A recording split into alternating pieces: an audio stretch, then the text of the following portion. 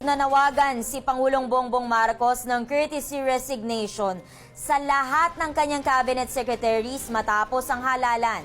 Sinabi ng palasyo na layunin nitong bigyan ng panahon ng Pangulo na suriin ang performance ng bawat kagawaran at tukuyin kung sinong kalihim ang dapat mananatili sa pwesto. 6 lamang sa 11 kandidatong suportado ng administrasyon ang naiproklamang senador matapos ang midterm elections.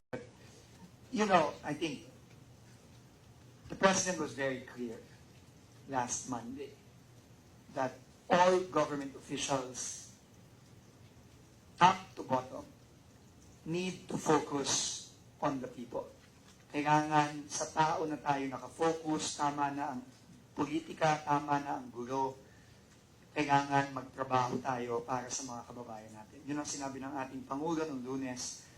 At itong ginawa ng Pangulo ngayon ay napakalakas at napakatibay na mensahe sa lahat ng mga kawani at opisyal ng gobyerno na kailangan sumunod tayo sa direktiba ng Pangulo. Ang focus natin dapat ay magtrabaho para sa ating mga kababayan. At itong paghihingi ng courtesy resignation ay isang napakalakas na simbolo na the government of President Bongbong Marcos means business. No, hindi po ito pakita lang. No. I think unprecedented ito. I cannot remember, I don't know. I've been in government for more than 2 decades. I cannot remember a time where a directive like this that sweeps across the entire government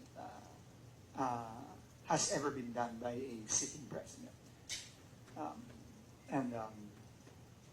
I think it's really a testament to the president's will, to the president's strength as a leader, and as his people who he has handpicked to help him, we are duty-bound to follow that lead.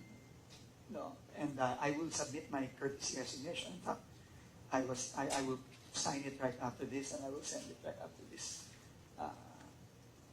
this press conference, because that is our responsibility. But I think on a last note, the most important thing I think that this message sends is that alam mo, typically, ang mga kabinete, ang laging sinasabi ng kabinete is, we serve at the pleasure of the President. Totoo naman yun.